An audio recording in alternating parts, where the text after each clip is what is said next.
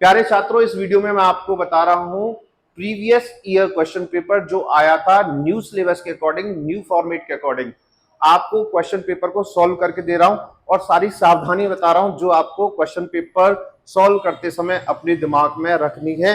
Class 10 subject code 215, विषय का नाम है बिजनेस स्टडीज। प्यारे छात्रों, बिजनेस स्टडीज व्यावसायिक अध्ययन सब्जेक्ट कोड 215 न्यू सिलेबस का क्वेश्चन पेपर आज मैं आपके लिए सॉल्व करके आ रहा हूं। जो अभी अप्रैल 2024 में एग्जाम हुए थे, वहां से ये सैंपल पेपर लिया गया है। तो अब बात करते हैं किस तरह का क्वेश्चन पेपर आपका आता है। टोटल टाइम ड्यूरेशन मिलता है आपको 3 घंटे और यहाँ पर लिखा हुआ है मैक्सिमम मार्क्स 100। एक्चुअली होता ये 80 मार्क्स का ही है, 20 मार्क्स आपके असाइनमेंट में चले जाते हैं। अब बात करते हैं क्वेश्चन पेपर आता किस प्रकार का है। क्वेश्चन पेपर को 3 सेक्शन में डिवाइड किया गया है। Section A, section A, section B और सेक्शन सी। पेपर को 3 सेक्शन में डिवाइड किया गया है, सेक्शन ए, सेक्शन बी और सेक्शन सी। सेक्शन ए में जो क्वेश्चन आते हैं वो होते हैं 1 से लेकर 20 तक के और सारे के सारे होते हैं एमसीक्यू। यानी कि 1 से 20 तक आपको क्या मिलेगा? एमसीक्यू। सेक्शन बी में मिलेंगे आपको ऑब्जेक्टिव टाइप क्वेश्चन और वो होंगे क्वेश्चन नंबर 21 से लेकर क्वेश्चन नंबर 35 तक। अब बात करते हैं सेक्शन सी की। तो सेक्शन सी हमारा स्टार्ट होता है क्वेश्चन नंबर 36 से लेकर क्वेश्चन नंबर 51 तक। 36 से लेकर 51 तक के आपके जो क्वेश्चंस आते हैं वो होते हैं आपके सेक्शन सी में। तो बहुत कम शब्दों में आपको ये पता चलता है टोटल क्वेश्चन आने वाले हैं 51। सेक्शन ए 1 से लेकर 20 तक, सेक्शन बी 21 से लेकर 35 तक और सेक्शन सी आपका 36 से लेकर 51 तक। न्यू सिलेबस के अकॉर्डिंग क्वेश्चन पेपर आपका डिजाइन किया गया है। उसके अकॉर्डिंग ये क्वेश्चन पेपर मैं आपके लिए सॉल्व कर रहा हूँ। वीडियो को गंभीरता पूर्वक देखें, आपको बहुत अच्छी तरीके से समझ में आएगा कि आपको पेपर किस प्रकार करके आना है। स्टार्ट करते हैं सेक्शन ए के साथ। एक एकल व्यापारी के पास होते हैं, क्या होते हैं? सीमित स्रोत, यानी कि लिमिटेड रिसोर्सेज। एक संयुक्त हिंदू परिवार में निर्णय कौन लेता है? यानी कि जो जॉइंट हिंदू फैमिली बिजनेस होता है उसमें फैसले कौन करता है? कर्ता। परिवार का सबसे बुजुर्ग और अनुभवी व्यक्ति, जिसे हम कर्ता कहते हैं, वह संयुक्त हिंदू परिवार व्यवसाय में फैसले लेता है। सहकारी समिति का प्राथमिक उद्देश्य है। जो सहकारी समिति होती हैं उनका प्राथमिक उद्देश्य क्या होता है? सदस्यों की सेवा करना। एक संयुक्त स्टॉक कंपनी किसके अंतर्गत पंजीकृत होती है? कंपनी अधिनियम के तहत। निम्नलिखित में से कौन सी प्रत्यक्ष वितरण की विधि नहीं है? प्रत्यक्ष वितरण अर्थात सीधे रूप से सामान पहुंचाने की विधि नहीं है। प्रत्यक्ष डाक, फैक्ट्री बिक्री केंद्र, टेलीमार्केटिंग या दलाल। दलाल अर्थात ब्रोकर। वितरण के प्रत्यक्ष माध्यमों में शामिल है। देखिए, वितरण का मतलब होता है उपभोक्ता तक किसी भी वस्तु को पहुंचाना, और प्रत्यक्ष यानी कि सीधे तौर से। तो उत्पादक और उपभोक्ता, अगर कोई भी सामान उत्पादक से उपभोक्ता तक जाता है तो उसे बोलते हैं प्रत्यक्ष माध्यम।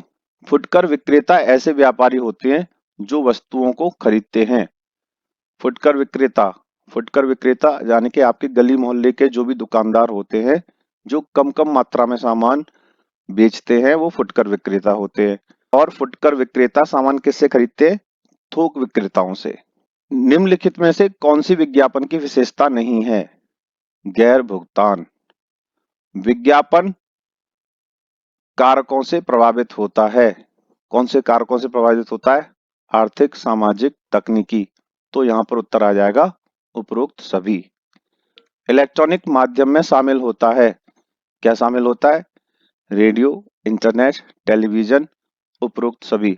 सारे के सारे इलेक्ट्रॉनिक माध्यम है, तो यहाँ पर उपरोक्त सभी हो जाएगा। उपभोक्ता संरक्षण अधिनियम, यानी कि उपभोक्ता संरक्षण अधिनियम जो कानून आया था, कब आया था? 1986 में।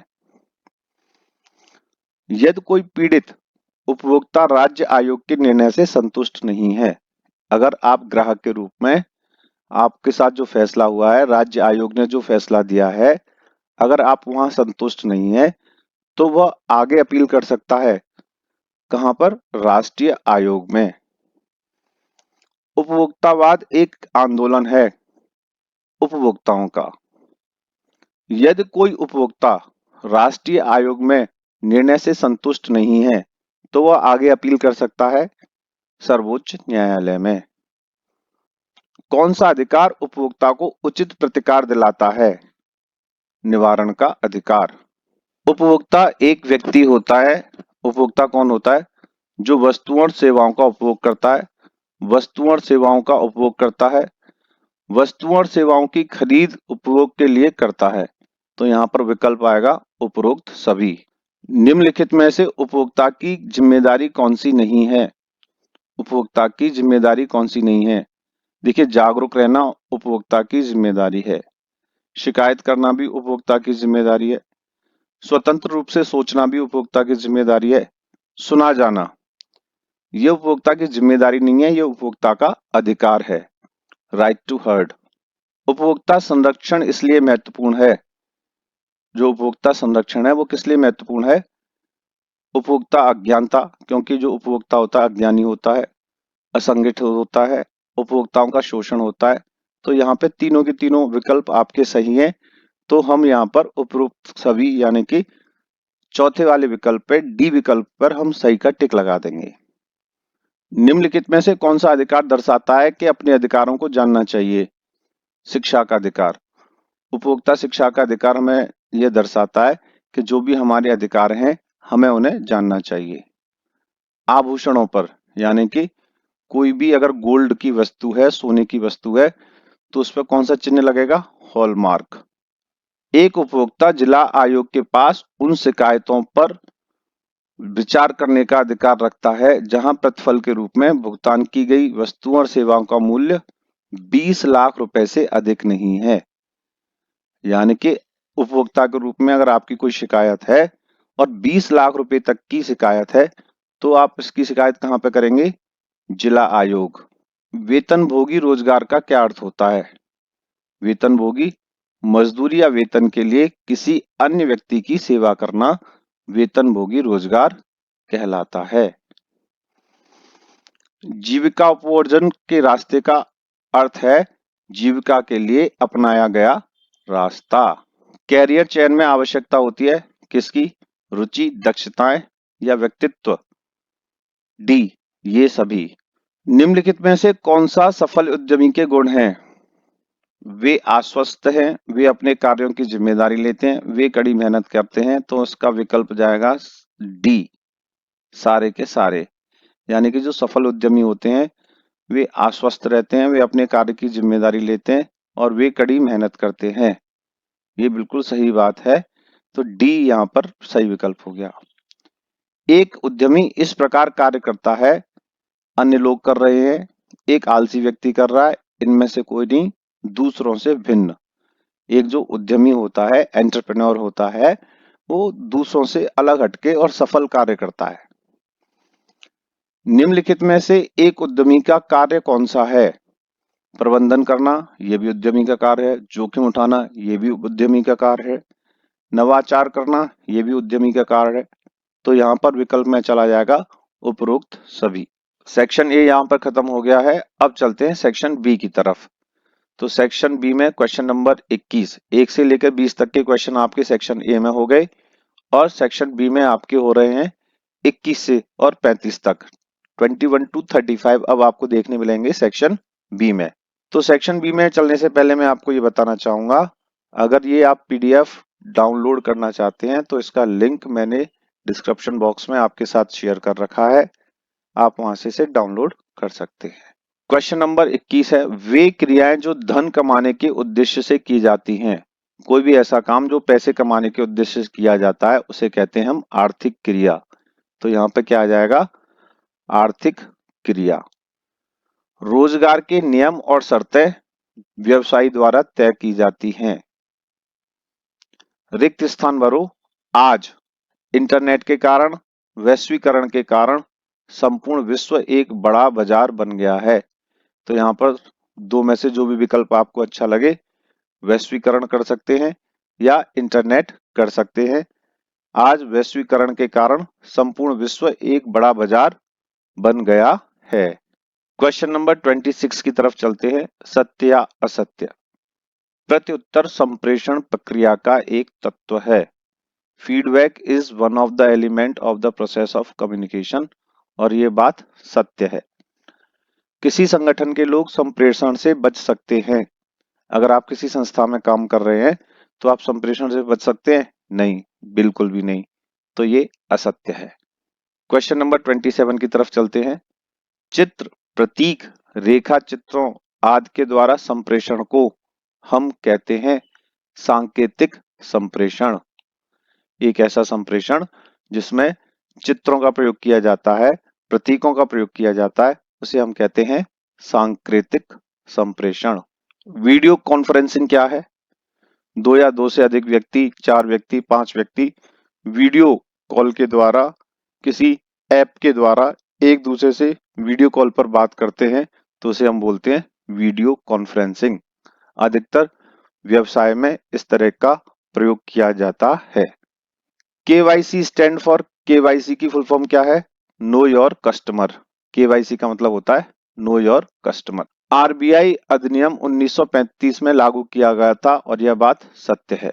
बीमा के प्रतिफल को पॉलिसी के रूप में जाना जाता है। बीमा का जो प्रतिफल होता है उसे हम किसके रूप में जानते हैं? पॉलिसी के रूप में।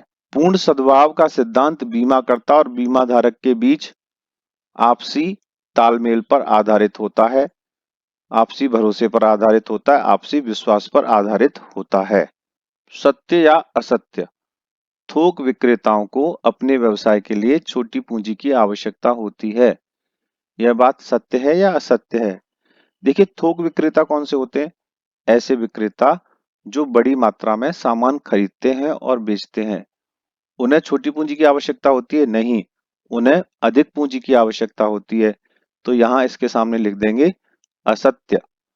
जिस मार्ग से वस्तुएं उत्पादक से उपभोक्ता तक जाती हैं उसे वितरण का माध्यम कहते हैं। यह बात सत्य है। थोक व्यापारी, उत्पादक एवं फुटकर विक्रेता के बीच एक महत्वपूर्ण कड़ी है। एक फुटकर विक्रेता, थोक विक्रेता एवं अंतिम उपभोक्ता के बीच कड़ी का काम करता है। सत्य या असत्य? विज्ञापन एक शक्तिशाली संचार शक्ति है। यह बात सत्य है। एक सेल्समैन को किसी उत्पाद अथवा सेवा की बिक्री में विज्ञापन से कोई लाभ नहीं मिलता। यह बात असत्य है। जब विज्ञापन होता है तो उसका लाभ सेल्समैन को भी मिलता है। अब चलते हैं क्वेश्चन नंबर 34 की तरफ। सत्य या असत्य आपको बताना है। एक जिम्मेदार उपभोक्ता वह है जो अपने हितों की रक्षा स्वयं करने का प्रयास करता है।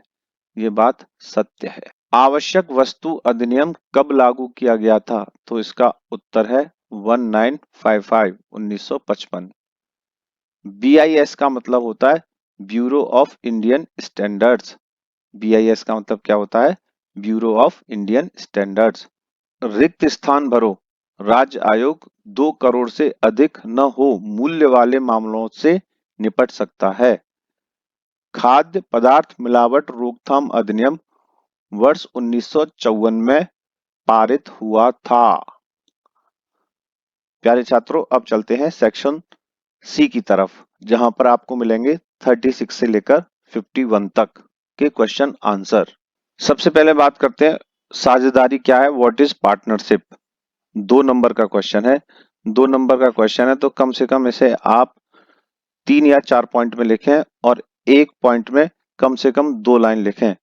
यानी कि मैं आपको कहूंगा इसका जो आंसर है कम से कम आपको 8 लाइन में लिखना है और 2-2 लाइन के 4 पॉइंट बनाने हैं। साझेदारी क्या है? जब 2 या 2 से अधिक व्यक्ति किसी भी व्यापार को शुरू करने के लिए, प्रारंभ करने के लिए एक साथ आते हैं तो उसे हम कहते हैं साझेदारी व्यापार। उदाहरण समझिए, राम और मोहन एक दुकान खोलते हैं, जूस कॉर्नर ही चलाते हैं। मान लीजिए कि राम और मोहन दोनों मिलकर जूस कॉर्नर चलाते हैं तो उसे बोलेंगे साझेदारी। दोनों क्या है? साझेदार हैं। जब भी कोई साझेदारी व्यापार होता है तो सारी शर्तें, सारी हिसाब, सारा कुछ लिखा जाता है। साझेदारी में सब कुछ लिखित रूप में होता है। साझेदारी व्यापार में जो लाभ और मुनाफा होता है वो भी बांटा जाता है और जिम्मेदारियां भी बांटी जाती हैं। अगर कोई साझेदार व्यापार को छोड़ना चाहता है तो उसकी भी कुछ शर्तें होती हैं, नियम कायदे कानून होते हैं। तो आपको क्या लिखना है इसमें? जब दो या दो से अधिक व्यक्ति किसी भी कार्य को करने के लिए, किसी भी व्यापार को करने के लिए एक साथ आते हैं तो उसे बोलते हैं साझेदारी। नेत्रहीन लोगों के लिए कौन सा विज्ञापन प्रभावशाली सिद्ध होगा? अगर कोई एक ऐसा इंसान है जिसकी आंखें नहीं हैं तो उसको कौन सा विज्ञापन सही होगा? ऑडियो, कोई ऐसा विज्ञापन जिसमें आवाज हो, रेडियो के माध्यम से भी विज्ञापन हो सकता है वह काफी प्रभावशाली होगा, क्योंकि वह देख तो नहीं सकता लेकिन सुन तो सकता है। तो नेत्रहीन लोगों के लिए एक ऑडियो विज्ञापन काफी प्रभावशाली होगा। अशिक्षित उपभोक्ता के लिए कौन सा मीडिया उपयोगी है? अगर कोई ऐसा व्यक्ति है जो पढ़ा लिखा नहीं है तो उसके लिए कौन सा मीडिया उपयोगी है? टीवी, कम से कम वो सुन तो सकता है। टीवी के माध्यम से, यूट्यूब के माध्यम से, वीडियो के माध्यम से वह अच्छी तरीके से समझ पाएगा कि क्या कहा जा रहा है और क्या बताया जा रहा है। अगर बैनर पोस्टर लगाएंगे तो वो पढ़ नहीं पाएगा, लेकिन टीवी और यूट्यूब या कोई और वीडियो माध्यम जिसके द्वारा वह उसे समझ सके और सुन सके, तो अशिक्षित उपभोक्ता के लिए यह मीडिया बहुत ही उपयोगी है। अगला प्रश्न है, उपभोक्ता कौन है, संक्षेप में समझाइए। दो दो नंबर वाले क्वेश्चन है। आपको 8 लाइन में इनका उत्तर देना है और आपको पॉइंट में आंसर लिखना है। दो दो लाइन के 4 पॉइंट बना दीजिए। उपभोक्ता कौन है? उपभोक्ता एक ऐसा व्यक्ति होता है जो बाजार जाता है, सामान खरीदता है और उस सामान का प्रयोग करता है, उसे बोलते हैं उपभोक्ता। उदाहरण के लिए आप अगर बाजार जाते हो और बाजार जाने के बाद आप एक मोबाइल खरीदते हो और मोबाइल को प्रयोग करने लग जाते हो तो आप मोबाइल के उपभोक्ता माने जाओगे। कॉपरा, COPRA का पूरा नाम बताइए। कंज्यूमर प्रोटेक्शन एक्ट, जो वर्ष 1986 में आया था। इससे उपभोक्ताओं को क्या लाभ होता है?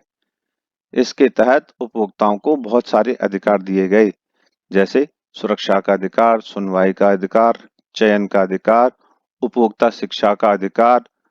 इस तरह के अधिकार दिए गए जिससे उपभोक्ता को बहुत लाभ हुआ और उपभोक्ता अपनी शिकायत कहीं भी कर सकता है और अपने साथ होने वाली धोखाधड़ी से बच सकता है।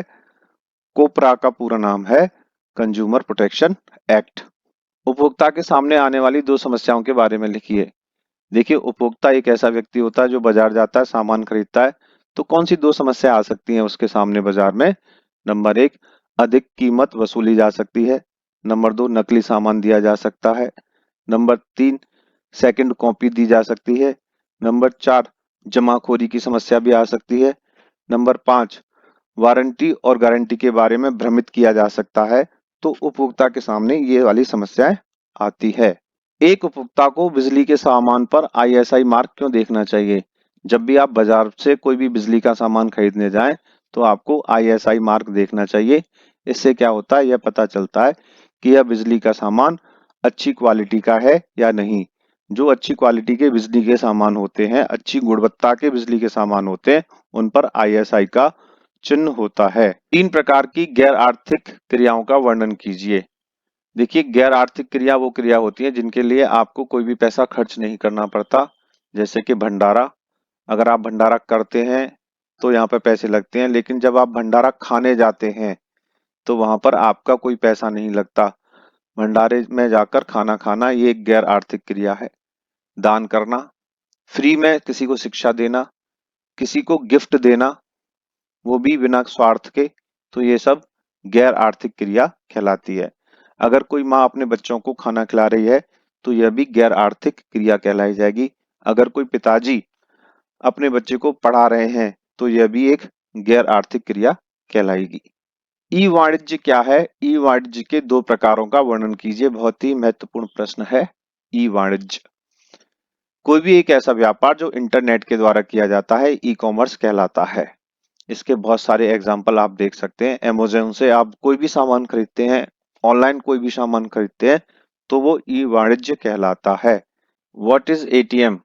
एटीएम क्या है? देखिए, एटीएम एक प्लास्टिक का कार्ड होता है जो एक बैंक देती है, जिसे हम डेबिट कार्ड भी बोलते हैं। इसकी सहायता से आप बैंकिंग कर सकते हैं, 24/7 कहीं से भी पैसे निकाल सकते हैं।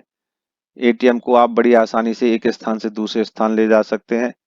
बैंक से आप हर वक्त पैसा नहीं निकाल सकते, लेकिन एटीएम से आप रात को 2 बजे जाकर भी पैसा निकाल सकते हैं। आजकल हर जगह डिजिटल पेमेंट में एटीएम का प्रयोग किया जाता है। अगला प्रश्न है, वाणिज्यिक बैंक के 3 कार्य बताइए। देखिए, वाणिज्यिक बैंक का कौन सी बैंक होती है, यहाँ पर कौन कौन से काम होते हैं। यहाँ पर ग्राहक के लिए खाता खोला जाता है, यहाँ पर लोन की सुविधा भी उपलब्ध होती है, यहाँ पर आप लॉकर की सुविधा भी ले सकते हैं, यहाँ पर आप अपना एटीएम कार्ड भी ले सकते हैं। तो इस तरह के सारे काम हमारे वाणिज्यिक बैंक में किए जाते हैं। अगला प्रश्न है, थोक विक्रेता एवं फुटकर विक्रेता में कोई 3 अंतर बताइए। देखिए, थोक विक्रेता एक ऐसा विक्रेता होता है जो बड़ी मात्रा में सामान खरीदता और बेचता है। बड़ी बड़ी मंडियों में बैठते हैं। अगर हम दिल्ली की बात करें तो आजादपुर मंडी, गाजीपुर मंडी, यहाँ पर ये इस तरह के विक्रेता। और फुटकर विक्रेता वो विक्रेता होता है जो हमारी गली मोहल्ले में बैठता है, लोकल मार्केट में बैठता है, जिससे हम छोटी मात्रा में सामान खरीद सकते हैं। थोक विक्रेता से हम कभी 1 किलो या आधी किलो सामान नहीं खरीद सकते, यानी कि छोटी मात्रा में सामान नहीं खरीद सकते, लेकिन फुटकर विक्रेता से हम छोटी मात्रा में सामान खरीद सकते हैं। थोक विक्रेता को अपना व्यापार प्रारंभ करने के लिए अधिक पैसों की आवश्यकता होती है और फुटकर विक्रेता कम पैसों में ही अपना व्यापार प्रारंभ कर लेता है।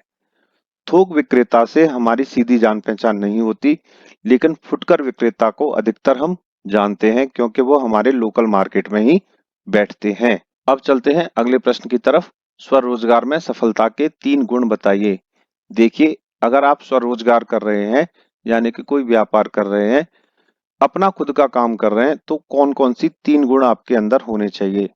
नंबर 1, ग्राहक का सम्मान करें, समय से अपने व्यापार को प्रारंभ करें, यानी कि अपनी दुकान पर समय से पहुंचें और समय से ही दुकान को खोलें। नंबर 3, आपको अपने जो व्यापार है, अपना जो काम धंधा है, उसकी अच्छी समझ होनी चाहिए। ग्राहक के साथ झूठे वादे ना करें और दुकान पर आने वाली महिलाओं का सम्मान करें। तो इससे आपको व्यापार में अर्थात स्वरोजगार में, यानी कि अपने काम में सफलता जरूर मिलेगी। अब चलते हैं क्वेश्चन नंबर 47 की तरफ। एक सफल उद्यमी के 3 गुण बताइए। देखिए, सफल उद्यमी कौन होता है? सफल यानी कि एक ऐसा व्यापारी जो हर तरीके से अपने व्यापार को अच्छा चलाता है। इसके अंदर कौन से 3 गुण होने चाहिए? नंबर 1, सफल व्यापारी को तकनीकी की समझ होनी चाहिए, यानी कि टेक्नोलॉजी की समझ होनी चाहिए। सफल व्यापारी को अपना जो भी उद्यम चला रहा है, अपना जो भी व्यापार कर रहा है, उसकी पूरी समझ होनी चाहिए, बाजार की पूरी समझ होनी चाहिए, सरकार के नियम कायदे कानून की पूरी समझ होनी चाहिए, ग्राहक का सम्मान करना आना चाहिए और उसे ये भी पता होना चाहिए कि भविष्य में इस व्यापार को कैसे बढ़ाया जा सकता है और क्या-क्या नए चेंजेस इसमें करे जा सकते हैं। यह सफल व्यापारी के गुण हैं। अगला प्रश्न है, बहुराष्ट्रीय कंपनियां क्या होती हैं? प्यारे छात्रों, बहुराष्ट्रीय कंपनियां वो कंपनियां होती हैं जो दुनिया के बहुत सारे देशों में काम करती हैं।